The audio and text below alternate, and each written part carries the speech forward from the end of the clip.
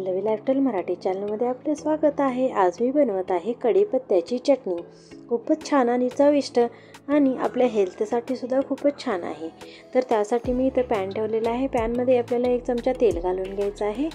तर बघा इथे मी तेल घालून घेतलेलं आहे। पॅन सुद्धा छानसा असं तापलेला आहे। आता यामध्ये आपण घालून घेऊयात 1 चमचा हरभरा डाळ, 1 चमचा उडदाची डाळ आणि इथे मी घेतलेला आहे धनिया म्हणजेच धने घेतलेला आहे मी अर्धा चमचा आणि जिरा इथे मी घेतलेला आहे अर्धा चमचा। तर आपण हे सगळं जे जिन्नस आहे पहिला छानसा असं भाजून घेऊयात। तर आपल्याला तांबूस होईपर्यंत याला असं भाजून घ्यायचं आहे।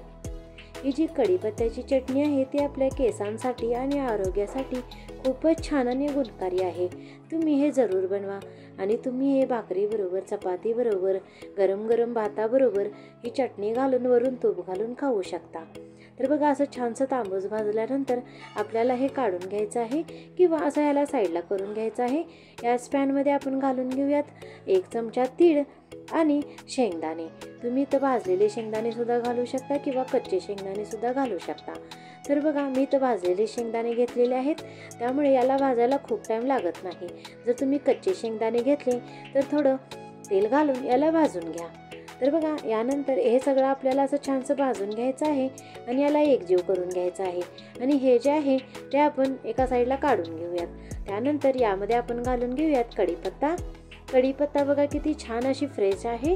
तर इथे मी कढीपत्ता घालून घेतलेली आहे। यामध्ये थोडंसं तेल घालून घेऊयात आणि कढीपत्ता छानसं क्रिस्पी होईपर्यंत याला भाजून घेऊयात।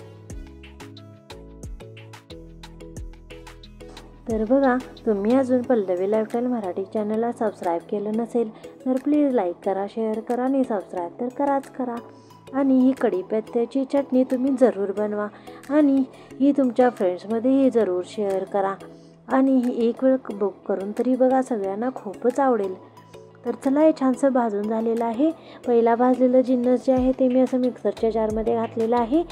आता चला यामध्ये आपण घालून घेऊयात लसूण। लसणामुळे ह्या चटणीला खूपच छान अशी चव येते। मी इथे चिंच घातलेली आहे, चवीपुरतं मीठ घालायचं आहे, काश्मीरी लाल मिर्च पावडर मी यामध्ये घातलेली आहे। आता आपण भाजून घेतलेलं कढीपत्ता जे होतं ते यामध्ये घालून घ्यायचं आहे। मी इथे जेवढं कढीपत्ता घेतलेला आहे याची डबल क्वांटिटी सुद्धा तुम्ही यामध्ये घालू शकता।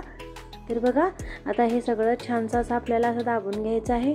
कढीपत्ता छानसे क्रिस्पी झालेले असतात म्हणून लवकरच हे बारीक होतात।